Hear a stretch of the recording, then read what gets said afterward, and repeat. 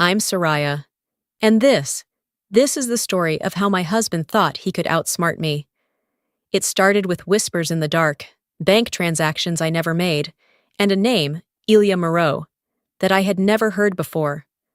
Declan, my husband, wasn't just planning to leave me. He was planning to take everything, but he underestimated me. He thought I would crumble. Instead, I moved first. I protected what was mine, and 1 week later, his entire plan backfired. But what's worse wasn't just the betrayal. It was how long he had been planning it, how many lies he had told, and the lengths he was willing to go to destroy me. I woke up to an empty bed. The cold sheets beside me told me Declan had been gone for a while. At first, I thought maybe he had gone to the bathroom or grabbed a glass of water. But as I sat up, rubbing the sleep from my eyes, I caught the faint sound of his voice. Low, hushed, careful. The hallway light was off, but a sliver of moonlight streamed through the window, casting shadows across the floor. My stomach twisted as I followed the sound. Just a little longer. She doesn't suspect anything yet. I stopped mid-step, my breath hitched. Declan's voice was smooth, reassuring, like he was calming someone down. My heart pounded against my ribs. Who the hell was he talking to?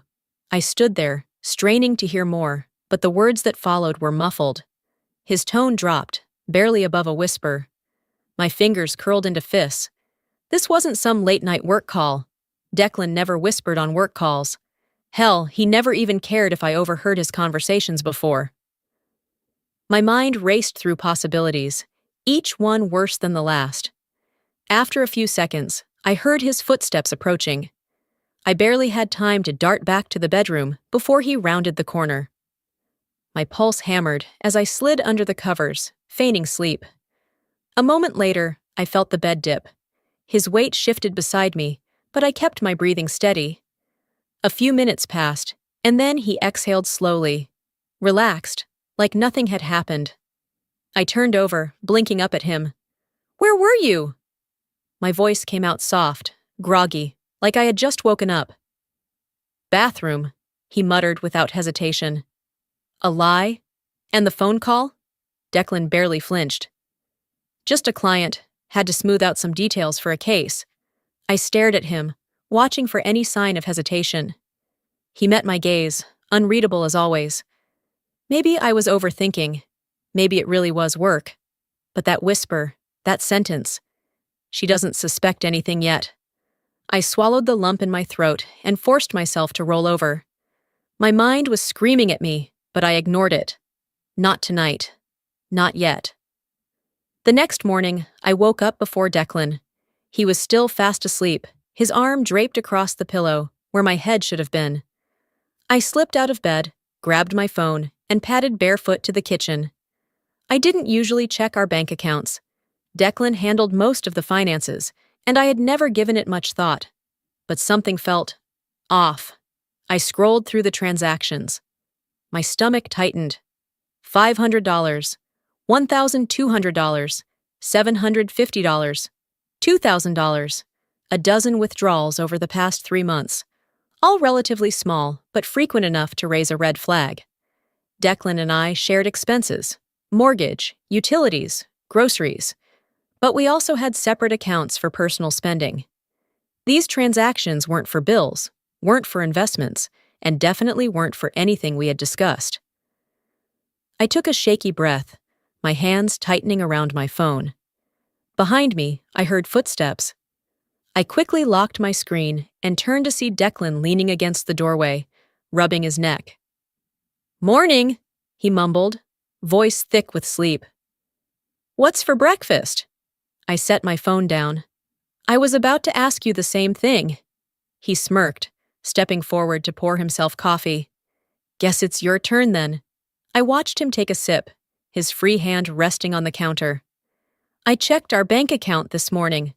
Declan froze for half a second. Just long enough. His grip tightened around the mug before he forced a chuckle. "And?" "There are a lot of small withdrawals." I crossed my arms. "Things I don't recognize." He barely hesitated. "Just small investments. A few business opportunities. Business opportunities? Declan nodded, setting his cup down. Nothing to worry about. Short-term gains, that's all. He was lying. I knew it. I just didn't know why. The rest of the day, I tried to shake the unease. But Declan wasn't helping. He was glued to his phone, taking calls in the other room. His screen was always face down when he set it on the table. And every time I looked at him, I felt like there was a wall between us, one that hadn't been there before. That night, as I lay in bed, staring at the ceiling, my mind wouldn't quiet down. Declan had always been confident, smooth, a man who knew how to talk his way out of anything. But I had been with him long enough to know when something was off. And something was definitely off. I turned to face him. He was already asleep, his breathing steady, his face calm, like a man with nothing to hide. I wasn't convinced. A voice in my head whispered the words I had been trying to push away all day. Am I being paranoid? Or is something really wrong? The doubt refused to fade, even as the morning light filtered through my window. I had spent the entire night tossing and turning, unable to shake the feeling that something was terribly wrong. Declan's voice from the night before still echoed in my mind. Casual, dismissive, yet calculated. The kind of tone someone used when they were hiding something in plain sight. I forced myself out of bed and went about my morning routine, but my movements felt mechanical. My thoughts were stuck in a loop, replaying every interaction, every red flag I had ignored over the past few months. And then Declan strolled into the kitchen like nothing had changed. "Morning, babe," he said, pressing a quick kiss to my temple. I was thinking, we should probably get our financials in order. You know, just in case of emergencies. I froze, my fingers tightening around my coffee mug. Our financials? I echoed carefully. Yeah, he said, leaning against the counter, sipping his coffee like this was just another normal conversation. Like, do you have a full list of your accounts, passwords, assets, that kind of stuff? We should keep everything in one place. I stared at him, my heartbeat drumming in my ears. Declan had never shown an interest in my personal finances. Sure, we had a joint account for bills, but we always kept our personal savings separate.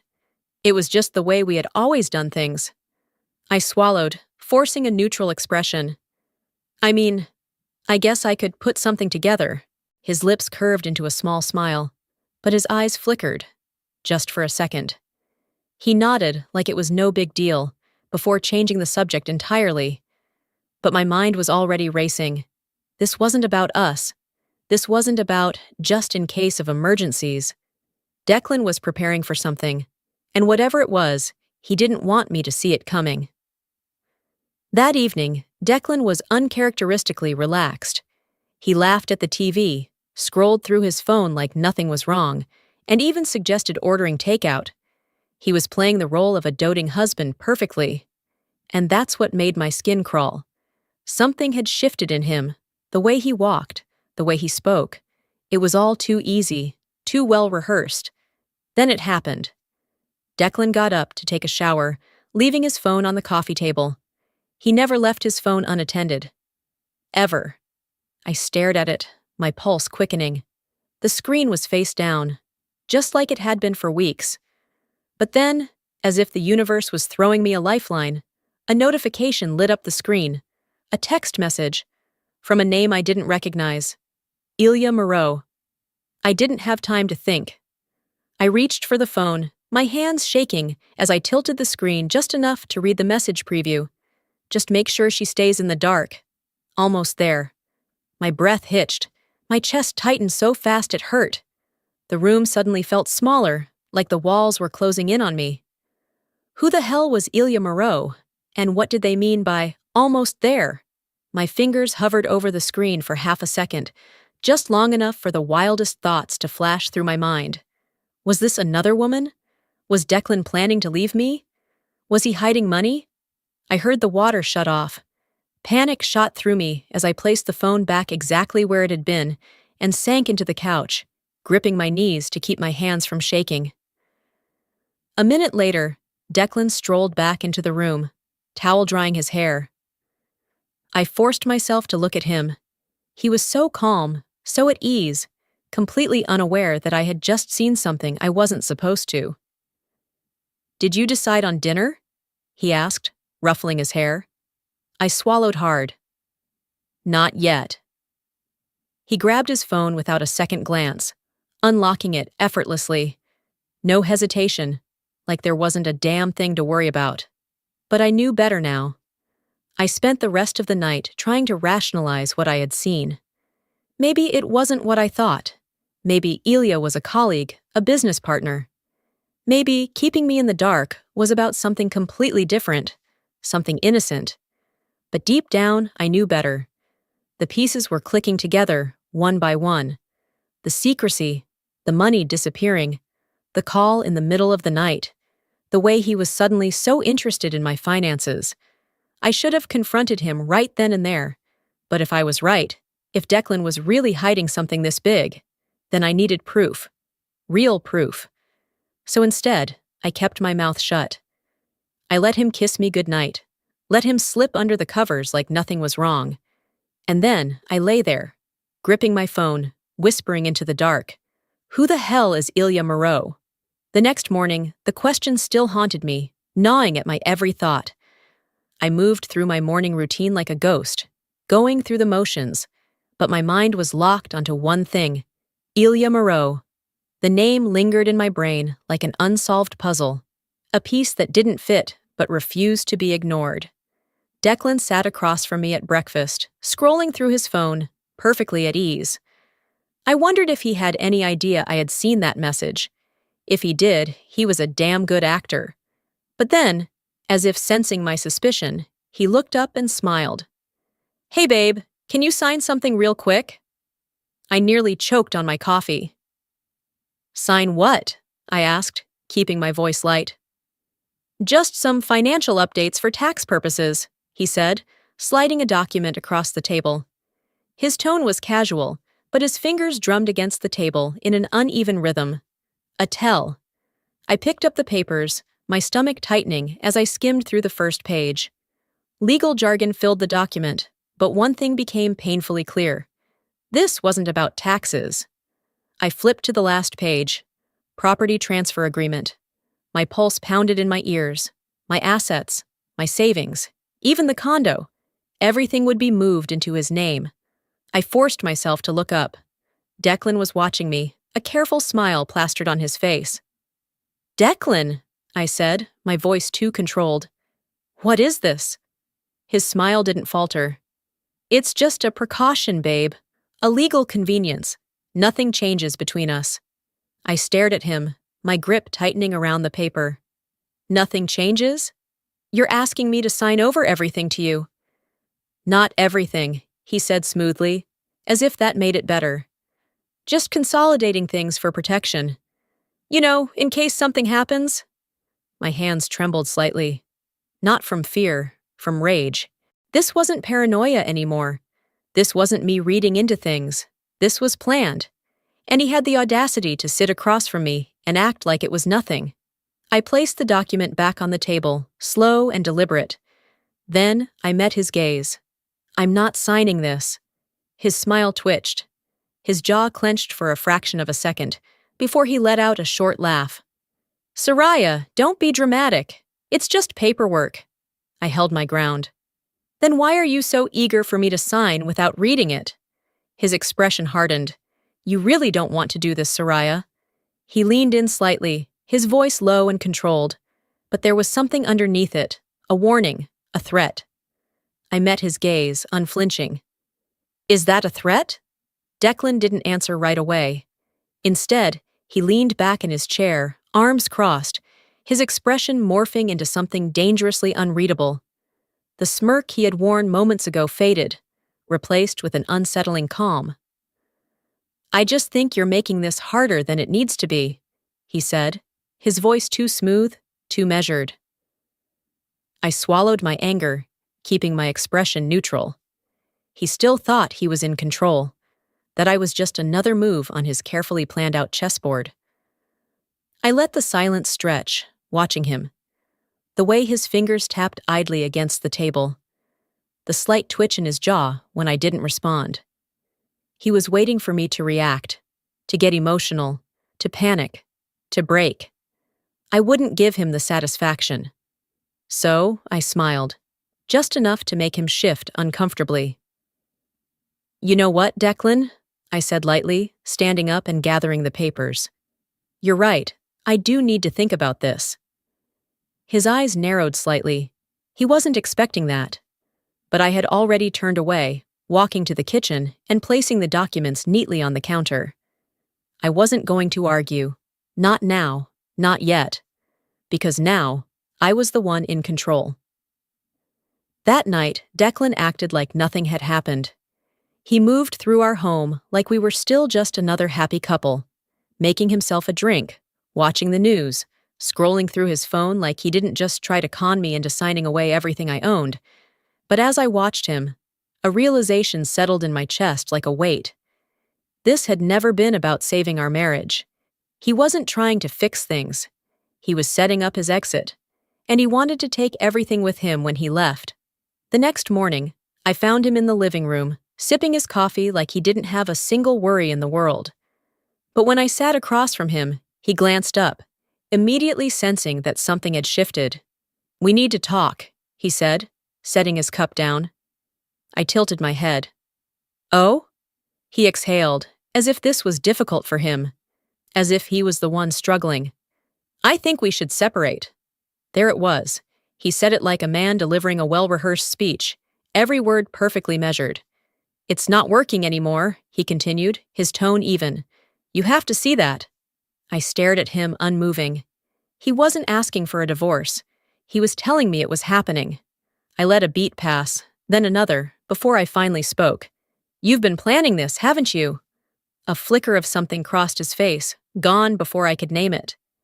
"It's for the best, Soraya. We've grown apart." Grown apart. That's what he was going with? I leaned forward, resting my arms on the table. "You mean, you want out, but you want to make sure you don't leave empty-handed." His lips pressed into a thin line, but he didn't deny it. I could have screamed. I could have thrown the nearest object across the room. But I didn't, because something had shifted inside me. A steel resolve that hadn't been there before. So I leaned back in my chair, tilting my head slightly. Then, as calmly as I could, I said the words that would change everything. I already moved my assets. Declan's entire posture stiffened. His breath hitched. Not enough for someone else to notice, but I did. "What do you mean?" His voice was too sharp, too controlled. I smiled, slow and deliberate. "Exactly what it sounds like." His jaw clenched. I saw it then, the second he realized he had lost. He had spent months orchestrating this, setting up every little detail to ensure he came out on top. But he had underestimated me, and he hated that. A long silence stretched between us. Then, finally, Declan exhaled sharply and stood up. He grabbed his coffee, took a slow sip, then turned to me with a look that sent ice through my veins. His smile returned, but this time it was colder, calculated. "You're going to regret this, Soraya." She wasn't sure if it was a threat or a desperate bluff. Either way, she was ready. Declan had played his hand, and now it was her turn. The morning air felt heavier than usual as I moved through my routine. Coffee tasted bitter, and the silence of the apartment pressed against me like a weight.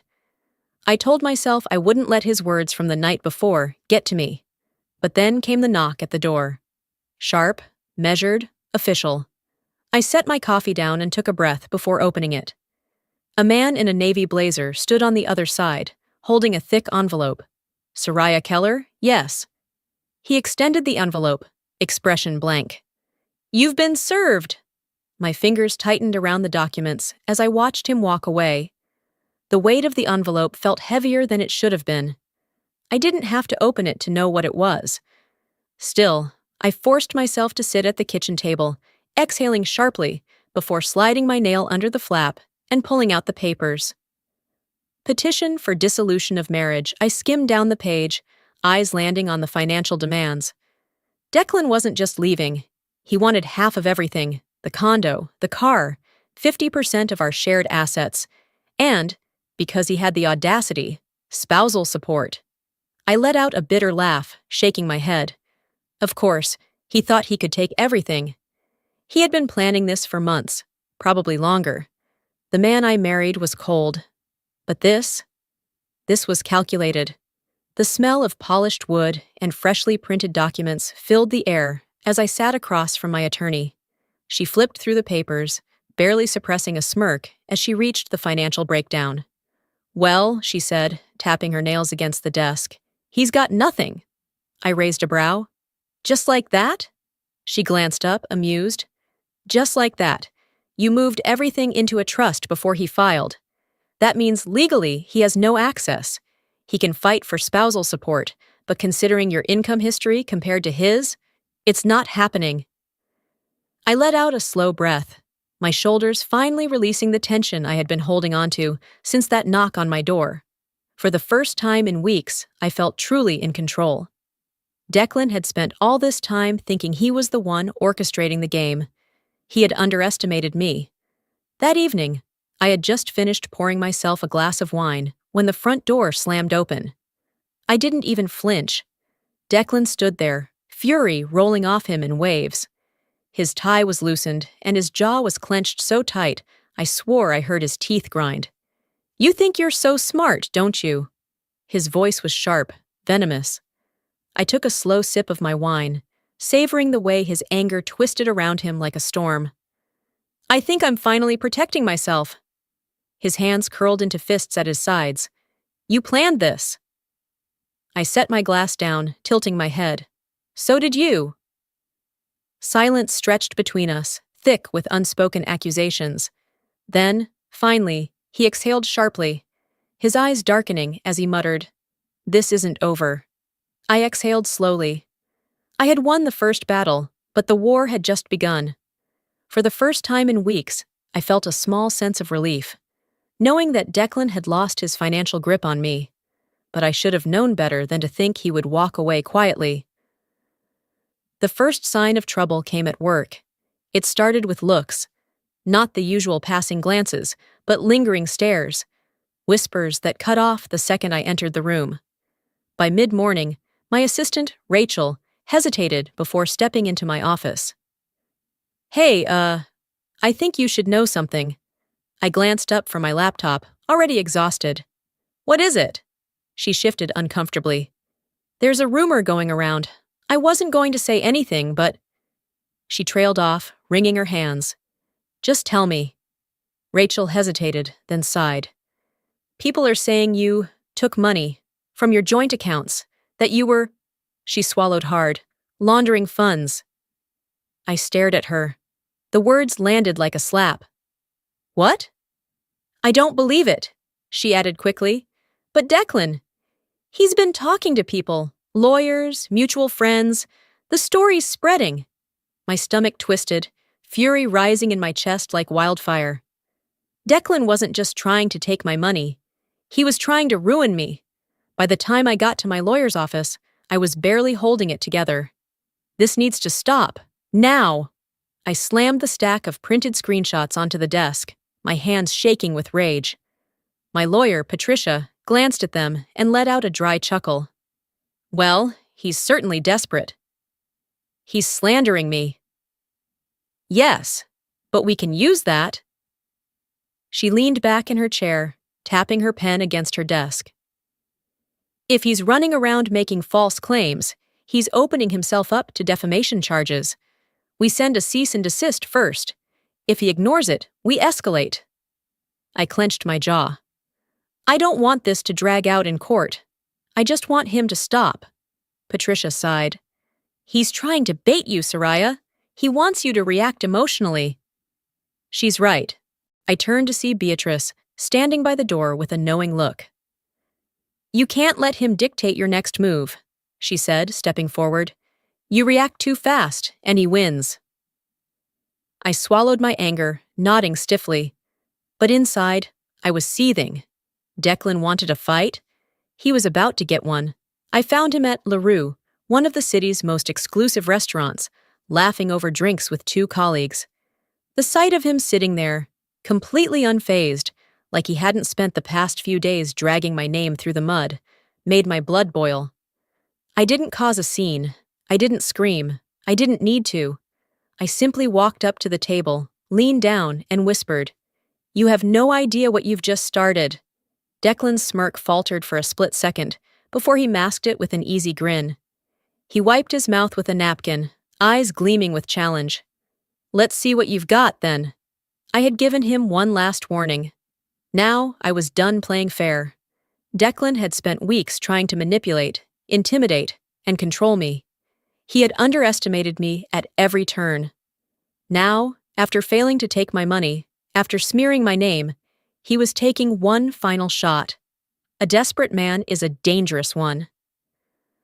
I was halfway through my morning coffee when my phone rang. "Patricia," I answered, sensing the urgency before she even spoke. "You need to come in," my lawyer said without preamble. "Declan just filed a motion for a full financial audit." The words sent a sharp jolt through my body. I set my mug down carefully, inhaling deeply. "On what grounds?" Patricia exhaled. "He's claiming you mismanaged joint funds and that you owe him a financial settlement. It's complete nonsense, but that's not the point." "Of course it wasn't. He's trying to drain me," I muttered. "Legal fees, time, stress. He knows he can't win, so he wants to wear me down." "Exactly." A sharp bitterness curled in my chest. Declan never played to win outright. He played to exhaust his opponent. Not this time. "I'll be there in an hour," I said before hanging up. By the time I walked into Patricia's office, she already had Declan's motion spread across her desk, annotated in red. "Here's the good news," she said, looking up. "He doesn't have a single piece of legitimate evidence. The bad news? This could still drag out for weeks, maybe months, if the court entertains his tactics." I clenched my fists. "What's our next move?" "We counterfile and request an immediate dismissal," she said. "We also demand that he pay for all legal costs if the court deems this a stall tactic." I smirked. "Let's do it." 2 weeks later, I found myself sitting across from Declan in a courtroom. He was dressed sharp, his tie a little too tight, his smirk barely concealed. He thought this was his moment. His lawyer stood first. "Your Honor, my client has reason to believe that Mrs. Keller improperly moved assets to avoid a fair divorce settlement. We are requesting a full forensic audit of all financial transfers made in the past 6 months." I didn't react. I didn't flinch. Patricia, calm as ever, adjusted her glasses and stood. "Your Honor, all of my client's financial moves were made before Mr. Keller even filed for divorce. There is no evidence of mismanagement or fraud." She slid a thick binder forward. "Additionally, we request that this motion be dismissed with prejudice and that Mr. Keller be required to cover all legal fees, as this is a clear attempt at financial harassment." The judge took their time reviewing the documents, their expression unreadable. The room was tense, silent. Declan was watching me, waiting for me to squirm. I didn't give him the satisfaction. Finally, the judge looked up. "The court finds no grounds for a full financial audit. The motion is denied. Furthermore, due to lack of evidence, Mr. Keller will be responsible for all legal fees associated with this claim." A sharp clap of the gavel. Just like that, Declan had lost again. Outside the courtroom, Declan walked past me without a word. But as he passed, he muttered just loud enough for me to hear. "You think this is over? Just wait." I had won this round, but I knew. Declan still had one last move left. Men like him don't walk away quietly. They don't accept defeat. They regroup, re-strategize, and come back with something even worse. And Declan? He had been plotting this too long to let it end here. I didn't have to wait long to find out what his final move was. The call came the next morning. "Soraya, we have a problem," Patricia said. I gripped the phone tighter. "What now?" There was a pause, then the sound of papers shuffling. "Declan and Ilya have filed a formal complaint. They're accusing you of financial fraud. According to their evidence, you've been falsifying financial records for months." I felt the air leave my lungs. If this accusation stuck, I wouldn't just lose money. I could be facing actual legal consequences. They submitted documents, Patricia continued, her voice tight. If the court takes this seriously, you'll be forced into a criminal investigation. The world tilted slightly. I pressed my fingers against my temple, willing myself to stay calm. And the documents, are they real? A scoff on the other end. Absolutely not, but they're good. Someone doctored them well. Of course. Ilya, the invisible hand guiding Declan's every move. But, Patricia added, I had Beatrice take a look at them before calling you. And she found something, a flicker of hope. What? She recognized the timestamps on the financial transfers. Someone forged them, but they didn't realize one key detail. Those accounts didn't even exist when those transactions supposedly took place. I let out a sharp exhale. That was it. That was the mistake that would ruin them. My fear burned away, replaced by something sharper. Declan wanted a war? Fine. I was about to end it. By the time I arrived at Patricia's office, I had made a decision. I wasn't just going to defend myself. I was going to bury them. I want to go on the offensive, I said, placing my palms flat on her desk. Not just to clear my name. I want to take them down. Patricia studied me for a moment, then nodded. Good. Because we have enough to do it. She motioned to a folder. We contacted a forensic financial analyst. They confirmed what Beatrice found. The documents were doctored. She smiled, sharp and satisfied. So here's what we do. We file a motion proving the documents are fraudulent. Then, we sue Declan and Ilya for defamation and falsifying legal evidence. I nodded. And I want full damages. Patricia leaned back, clearly pleased. I thought you might say that. 2 weeks later, I faced Declan in court for what would be the last time. I watched him closely as Patricia laid out our case. She spoke with precision, her voice carrying across the room. These documents, submitted as evidence against my client, were fabricated. We have irrefutable proof that the financial transactions listed never happened. The forensic analyst took the stand, detailing every false timestamp, every manipulated number. Declan's lawyer squirmed. They knew they were losing. Then came the final blow. Patricia placed a new folder on the judge's desk. Your Honor, in light of these fraudulent accusations, my client is countersuing Mr. Keller and his associate, Ilya Moreau, for defamation and the submission of falsified legal evidence. The silence in the courtroom was deafening. Declan's lawyer turned to him, whispering something urgent. Declan's jaw was locked, his face pale. Finally, his lawyer stood and cleared his throat. Your Honor, my client wishes to withdraw his claims. Of course he did. He had no choice. The judge nodded. Motion dismissed. Furthermore, Mr. Keller will be responsible for all legal costs. Declan had lost.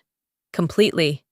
As we exited the courthouse, Declan walked past me without a word. I didn't stop him. I didn't need to.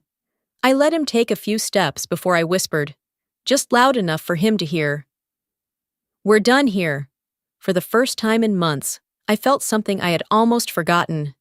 Peace. No more court hearings, no more threats. No more waking up in the middle of the night, dreading what Declan would do next. I had won. It didn't feel like some grand victory, not in the way I had imagined. There were no fireworks, no dramatic final words. Just silence, the kind that comes after a storm when the sky is still heavy, but the thunder is gone. And for the first time, that silence didn't scare me. 2 days later, I met with Patricia for the last time. She slid a final stack of papers across her desk. It's done. Declan signed the settlement. I exhaled slowly, my fingers hovering over the documents before finally picking them up. I scanned through the details, even though I already knew the outcome. Declan got nothing, not a dime. His financial claims? Dismissed. His defamation case? Backfired. His reputation? Ruined. He had tried to destroy me, and in the end, he was the one left with nothing. Patricia leaned back in her chair, watching me. How do you feel? I let out a quiet laugh, more exhale than sound. Lighter, she smiled. Good, you deserve that. I nodded, slipping the documents into my bag. This was it, the final step. I stood, extending my hand. Thank you, Patricia, for everything. She shook it firmly. Go enjoy your life, Soraya. You've earned it. And for the first time in a long time, I believed her. That evening, Beatrice and my mother insisted on a victory dinner. Margot greeted me with a warm hug as I stepped into her home, her eyes full of relief. It's over, she whispered. Yes, I murmured. It is. Beatrice poured champagne, raising her glass with a mischievous grin. To freedom! And to never letting a man think he can outsmart you again. I clinked my glass against hers, laughing. I'll drink to that. We ate, we talked, we reminisced. And for the first time in months, I wasn't constantly looking over my shoulder. I wasn't waiting for the next hit. The war was over. Later that night, I stood on my balcony, gazing at the Chicago skyline. The city lights shimmered, stretching infinitely into the horizon. Everything felt different. I was no longer the woman who had ignored the warning signs. No longer the woman who had believed in the illusion of safety, of permanence. I had lost things, trust, time, the version of love I thought I had. But I had gained more, strength, clarity, control. My phone vibrated on the table beside me. I glanced at the screen. Unknown number. I didn't hesitate, blocked. I turned back to my laptop, opening a blank document. A new chapter, a new story, my story.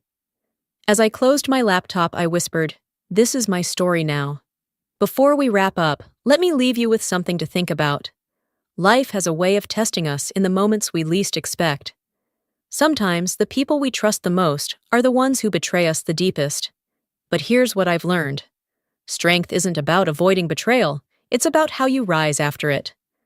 When I stood at the edge of my marriage, I could have let it break me. I could have let fear and doubt consume me. But instead, I chose to fight. Not just for my finances, but for my dignity, my freedom, and my future. And if there's one thing I hope you take from this story, it's this. You are stronger than you think. If you've ever been blindsided by betrayal, if you've ever felt like the rug was pulled from under you, know this. You are not alone. Life may throw its worst at you, but it's in those moments that you discover who you truly are. And sometimes, walking away from what no longer serves you is the greatest victory of all. Now, I want to hear from you. Have you ever faced a situation where you had to fight for yourself, even when the odds were against you? Share your thoughts in the comments. I read every single one of them. And if this story resonated with you, drop a 1 in the comments or tell me where you're watching from. And of course, if you want to hear more stories like this, make sure to subscribe to the channel and hit that notification bell. There's so much more to come. Until next time, stay strong, stay smart, and never let anyone take away your power.